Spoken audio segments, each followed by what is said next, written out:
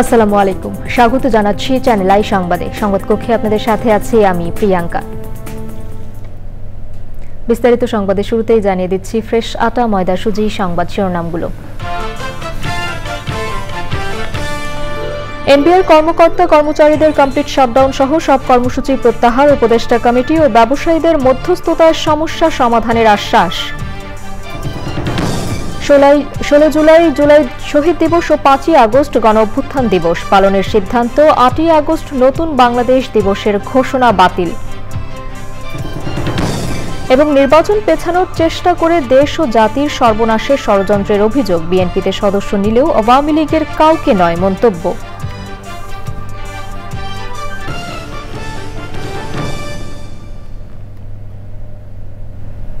সংবাদ শিরোনামগুলো জানাচ্ছিলাম। এখনকার সংবাদ আয়োজন একই সঙ্গে চ্যানেল আই এর ইউটিউব চ্যানেলে এবং চ্যানেল আই এর ওটিটি প্ল্যাটফর্ম আই স্ক্রিনে লাইভ স্ট্রিম হচ্ছে। যাচ্ছে বিস্তারিত সংবাদে। উপদেষ্টা কমিটি ও ব্যবসায়ীদের মধ্যস্থতায় সমস্যা সমাধানের আশ্বাসে জাতীয় রাজস্ব বোর্ডের কর্মকর্তা কর্মচারীদের কমপ্লিট শাটডাউন সহ সব কর্মসূচি প্রত্যাহার করেছে এনবিআর সংস্কার ঐক্য পরিষদ। রোববার রাতে রাজধানীর তেজগাঁওয়ের বাংলাদেশ চেম্বার অব ইন্ডাস্ট্রিজের কার্যালয়ে এক সংবাদ সম্মেলনে কথা জানান এনবিআর সংস্কার ঐক্য পরিষদের সভাপতি হাসান মোহাম্মদ তারেক। গত শনিবার থেকে কর্মকর্তা কর্মচারীদের কমপ্লিট শাটডাউন কর্মসূচির কারণে পণ্য আমদানি রপ্তানি সহ এনবিআর এর সার্বিক কার্যক্রমে অচল অবস্থা শুরু হয়। এনবিআর সংস্কার ঐক্য পরিষদের ডাকা এই কর্মসূচির কারণে ঢাকার এনবিআর ভবন থেকে শুরু করে চট্টগ্রাম বন্দর, ঢাকা কাস্টমস হাউস, বেনাপোল, সোনা মসজিদ, আখাউড়া ও বুড়িমারি সহ দেশের সব স্থলবন্দর শুল্ক স্টেশনে শুল্ক কর আদায় কার্যক্রম বন্ধ হয়ে যায়। স্থবির হয়ে যায় আমদানি রপ্তানি কার্যক্রম। এর আগে রোববার সন্ধ্যা 6:45টার দিকে সচিবালয়ে অর্থ মন্ত্রণালয়ের সভাকক্ষে এনবিআর এর অচল অবস্থা নিরসনে শীর্ষ ব্যবসায়ী নেতাদের সঙ্গে বৈঠক করেন অর্থ উপদেষ্টা সালেহ উদ্দিন আহমেদ। বৈঠক শেষে অর্থ উপদেষ্টা জানান, এনবিআর কর্মকর্তা কর্মচারীদের দাবির পরিপ্রেক্ষিতে 5 সদস্যের সংস্কার কমিটি গঠন করা হয়। অন্তর্বর্তী সরকারের উপদেষ্টা পরিষদের বৈঠকে প্রতি বছর 16 জুলাই শহীদ দিবস এবং 5 আগস্ট গণ অভ্যুত্থান দিবস পালনের সিদ্ধান্ত হয়েছে। এর আগে 8 আগস্ট নতুন বাংলাদেশ দিবসের যে ঘোষণা দেয়া হয়েছিল সেই সিদ্ধান্ত থেকে সরে এসেছে সরকার।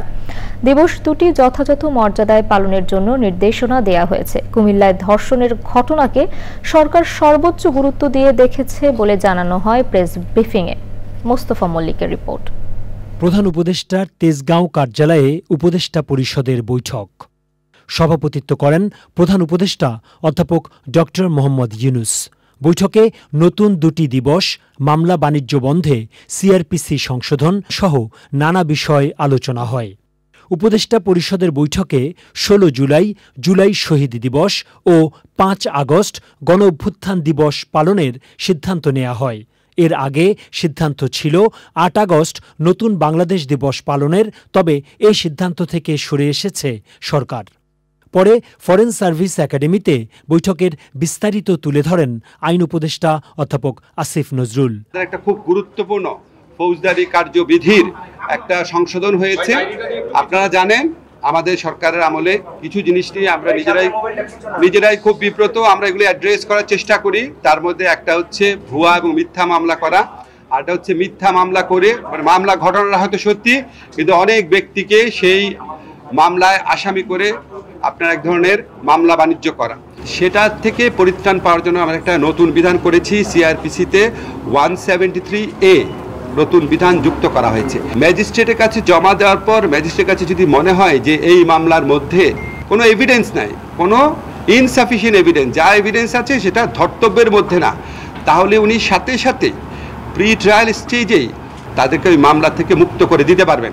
আসিফ নজরুল বলেন, কুমিল্লার ঘটনায় অভিযুক্ত সবাইকে আইনের আওতায় আনা হয়েছে। মুরাদনগরে যে জঘন্য আপনার ধর্ষণের ঘটনা ঘটেছে, সেটা আমরা বাংলাদেশের যে কোনো সাধারণ নাগরিকের মতো আমরা সবাই মর্মাহত, ক্ষুব্ধ, এবং আমরা আমাদের স্বরাষ্ট্র মন্ত্রণালয়ের সাথে সাথে ব্যবস্থা নিয়েছে। প্রধান আসামি সহ যারা এই ছবিগুলা ছড়িয়ে দেওয়ার কাজটা করেছে, অত্যন্ত দায়িত্বহীন অপরাধমূলক কাজটা করেছে, সবাইকে গ্রেফতার করা হয়েছে। আপনারা জানেন আমরা ধর্ষণ সংক্রান্ত যে আইন আছে সেটার অ্যামেন্ডমেন্ট করেছি। দ্রুততম সময় আপনারা মাগুরার ক্ষেত্রে আপনার বিচারও দেখেছেন। প্রশ্নের জবাবে উপদেষ্টা বলেন, কুমিল্লার ঘটনাকে সর্বোচ্চ গুরুত্ব দিয়ে দেখছে সরকার। Mostafa Mallik, channel I, Dhaka. সংখ্যানুপাতিক পদ্ধতিতে নির্বাচন অথবা স্থানীয় নির্বাচন আগে এমন কথা বলে নির্বাচন পিছিয়ে দিয়ে কেউ কেউ দেশ ও জাতির সর্বনাশ করতে যাচ্ছে বলে অভিযোগ করেছে বিএনপি। দলের স্থায়ী কমিটির সদস্য মির্জা আব্বাস বলেছেন, রাজনৈতিক অনৈক্যের কারণে আমরা পিছিয়ে যাচ্ছি। রাজধানীতে এক অনুষ্ঠানে তিনি বলেন, দলে নতুন সদস্য নেওয়া হবে, তবে আওয়ামী লীগকে নয়।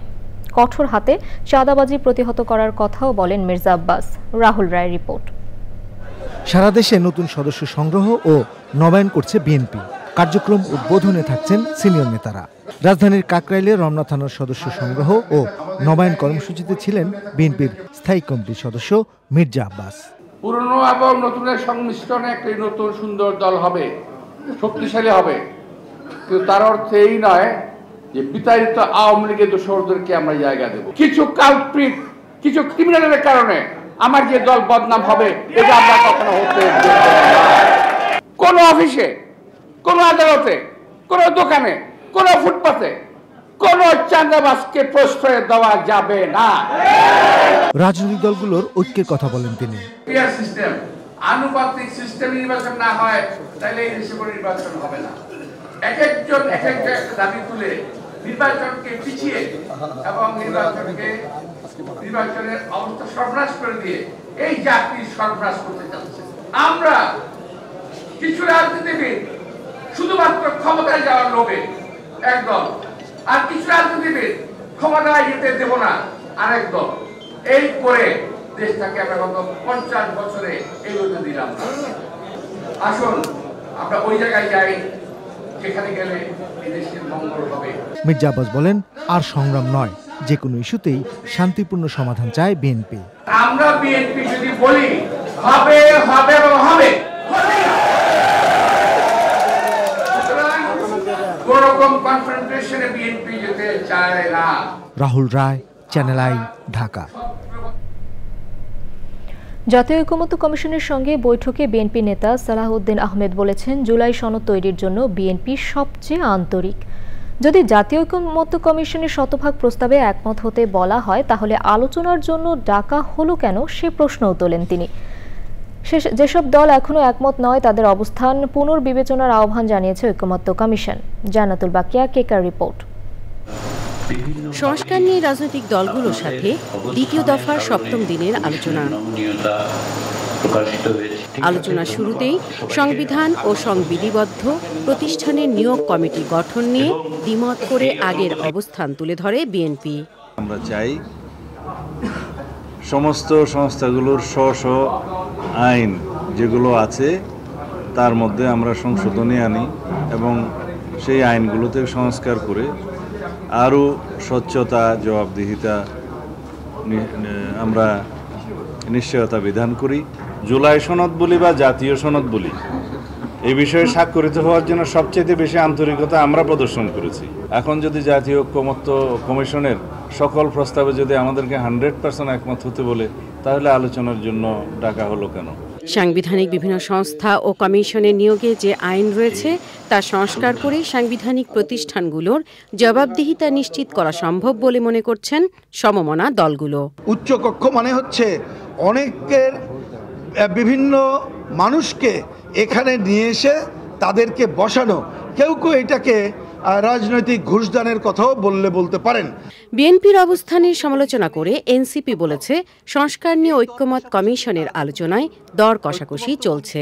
বিএনপি এবং তার সঙ্গে গুটিকতক দলের আপত্তির কারণে, বাধার কারণে এই নিয়োগ কমিটি, যার মধ্য দিয়ে নিয়োগ স্বাধীনভাবে সম্পূর্ণ হবে, সেই জিনিসটাকে বাস্তবায়ন করা সম্ভবপর হলো না।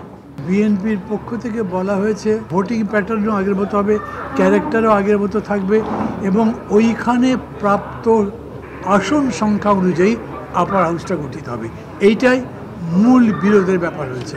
সাংবিধানিক সংবিধিবদ্ধ প্রতিষ্ঠানের নিয়োগ কমিটি, নীতিগতভাবে আমার দল এই পুরো প্রস্তাবের সাথে একমত।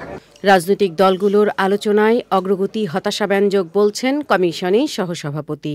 যে সমস্ত দল এখন পর্যন্ত এই ধরনের প্রস্তাবে সম্মত হচ্ছে না, আমরা কমিশনের পক্ষ থেকে তাদেরকে অনুরোধ করেছি যে এখন তারা পুনর্বিবেচনা করতে পারেন কি। যেসব বিষয় নিয়ে রাজনৈতিক দলগুলো একমত হবে সেগুলো জুলাই সনদে রাখার প্রস্তাব করেছে BNP. Jannatul বাকিয়া, Keka, channel I, Dhaka. এবারে ইরান ইসরায়েল পরিস্থিতি ফলো আপ।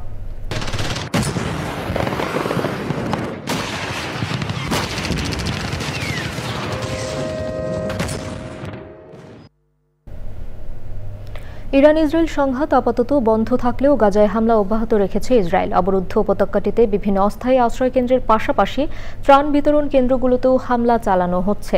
24 ঘণ্টায় ইসরায়েলি হামলায় আরও কমপক্ষে 72 ফিলিস্তিনি নিহত হয়েছেন, যার মধ্যে ত্রাণের অপেক্ষায় থাকাদের প্রাণহানির সংখ্যাই বেশি। এ নিয়ে 27 মে থেকে এখন পর্যন্ত ত্রাণ নিতে গিয়ে প্রায় 600 ফিলিস্তিনি নিহত হয়েছেন। এছাড়া যুদ্ধ শুরুর পর থেকে গাজায় 60 জনের বেশি শিশু অপুষ্টিতে মারা গেছে। গাজা যুদ্ধবিরতি চুক্তি বাস্তবায়নে আবারও আলোচনা শুরু হয়েছে বলে জানিয়েছেন মিশরের পররাষ্ট্রমন্ত্রী। তিনি বলেন, গাজায় 60 দিনের যুদ্ধবিরতি চুক্তির আলোচনা চলছে। এতে ইসরায়েলের বন্দি বিনিময় ও গাজায় দ্রুত ত্রাণ প্রবেশের বিষয়ও রয়েছে। তবে ইসরায়েলি প্রধানমন্ত্রী যুদ্ধবিরতির বিষয়ে কোনো মন্তব্য করেননি।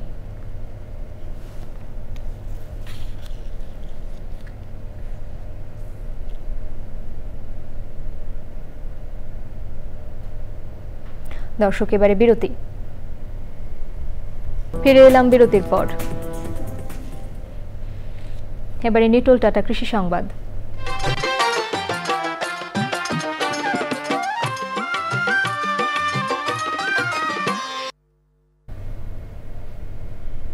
উচ্চ মূল্য ও চাহিদা থাকায় 5,000 কৃষককে 6,200 উন্নত মানের স্থানীয় জাতের নারিকেলের চারা বিতরণ শুরু করেছে নড়াইল কৃষি বিভাগ। চারাগুলোর সঠিক ব্যবহার ও পরিচর্যা করলে স্থানীয় চাহিদা পূরণের পাশাপাশি বনায়নের ভূমিকা রাখবে বলে মনে করছেন সংশ্লিষ্টরা। দানিয়েল সুজিত বসের রিপোর্ট। ডাব এবং নারিকেল ভোক্তার কাছে একটি জনপ্রিয় ফল। ক্রমান্বয়ে হারিয়ে যাওয়া নারিকেলের ঐতিহ্যকে ফিরিয়ে আনতে কৃষি বিভাগ বিভিন্ন শিক্ষা প্রতিষ্ঠান ও মাঠ পর্যায়ে কৃষকের মাঝে কয়েক হাজার নারিকেলের চারা বিতরণের উদ্যোগ গ্রহণ করেছে। তারই ধারাবাহিকতায় নড়াইল কৃষি সম্প্রসারণ অধিদপ্তরের আয়োজনে উপজেলা পরিষদ চত্বরে চারা বিতরণ করা হয়। ভালো ফল দেবে, আমরা সেই আশায় রোপণ করছি। বনায়নের জন্য তো অবশ্যই শিক্ষা প্রতিষ্ঠানে গাছপালা লাগানো উচিত। তো যেহেতু এটা পেয়ে আমি খুবই আনন্দিত, যেহেতু আমার প্রতিষ্ঠানে একটা ফলজ গাছ পেয়েছি, এটা পরিচর্যা করে আমি যাতে আমার স্কুলের পরিবেশ সুন্দর করতে পারি। এবং এগুলো দিয়ে আমরা মাদ্রাসার চারিপাশ দিয়ে ফলের গাছ দিয়ে সাজানোর জন্যই আমরা এটা ইচ্ছা করছি আর কি, ইনশাল্লাহ। শুধু স্কুল না, বিভিন্ন জায়গায় এইভাবে ছড়ে দিতে পারলে আমাদের নারকেল গাছ যেমন দিন দিন বিলুপ্তির পথে চলে যাচ্ছে, আমাদের এখন উচিত আমাদের আরও বেশি বেশি করে নারকেল গাছ লাগানো। প্রথম পর্যায়ে প্রতি ইউনিয়নের সরকারি বেসরকারি প্রতিষ্ঠানে 70টি করে মোট 1200 চারা বিতরণ করা হয়। আমরা মনে করি এই যে চারা বিতরণ এবং কৃষক এবং বিভিন্ন প্রতিষ্ঠানের পক্ষ থেকে এগুলো যদি সঠিকভাবে পরিচর্যা করা হয়, তাহলে এই গাছগুলো একসময় ফলে পরিণত হবে এবং এলাকার চাহিদা কিছুটা হলেও এটা পূরণ করা সম্ভব হবে। নারিকেল উৎপাদন বৃদ্ধিতে কৃষি বিভাগের এই উদ্যোগকে স্বাগত জানিয়েছে উপজেলা প্রশাসন। পর্যাপ্ত পরিমাণে গাছের চারা যদি আমরা না লাগাতে পারি বা সবুজায়ন যদি আমাদের না থাকে, তাহলে আমরা অচিরেই একটা মরুপ্রবণ এলাকায় চলে যাব এবং সেটা আমাদের কারোর জন্যই কাম্য নয়। চারা বিতরণের সময় উপজেলার কৃষি বিভাগের বিভিন্ন পর্যায়ের কর্মকর্তা সহ সরকারি বেসরকারি শিক্ষা প্রতিষ্ঠানের শিক্ষক উপস্থিত ছিলেন। Daniel Sujit Bose, channel I, Narail. এবার প্রকৃতি সংবাদ।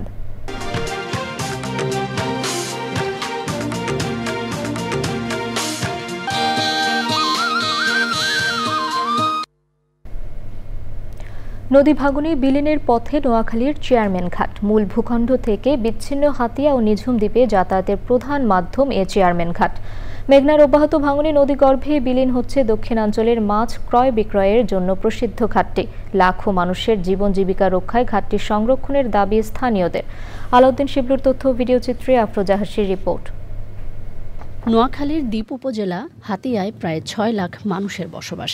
প্রতিদিন চেয়ারম্যান ঘাট থেকে সি ট্রাক, ট্রলার ও স্পিডবোটে হাতিয়া, নিঝুম দ্বীপ, ভোলা, মনপুরা সহ দক্ষিণাঞ্চলের বিভিন্ন দ্বীপ ও চরে চলাচল করে লাখো মানুষ। তবে গত 2 মাসে তীব্র ভাঙনে নদীতে বিলীন হয়েছে চেয়ারম্যান ঘাটের প্রায় 300 মিটার অংশ।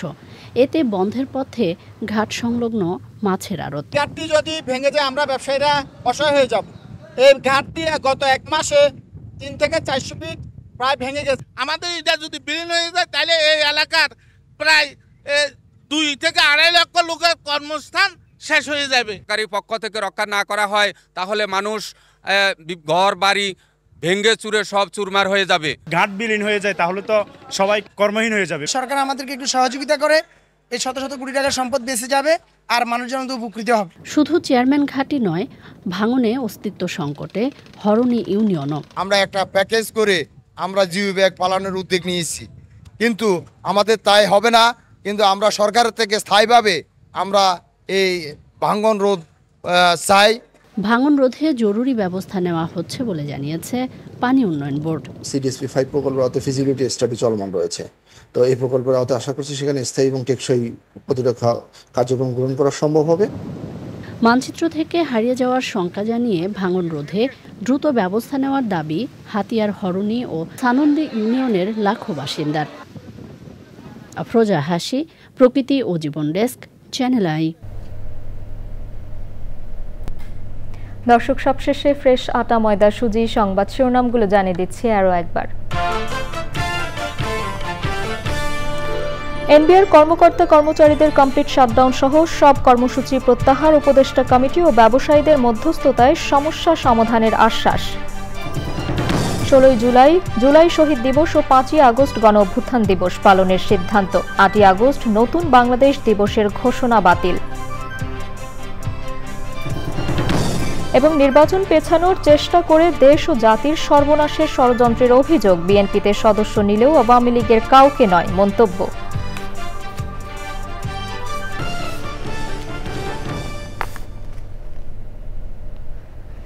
চ্যানেল আইয়ের সর্বশেষ সংবাদ জানতে ভিজিট করুন channelionline.com এ। যুক্ত থাকুন আমাদের সোশ্যাল মিডিয়া প্ল্যাটফর্মগুলোর সাথে। দর্শক, এখনকার সংবাদ আয়োজন এ পর্যন্তই। এতক্ষণ সাথে থাকার জন্য ধন্যবাদ সবাইকে।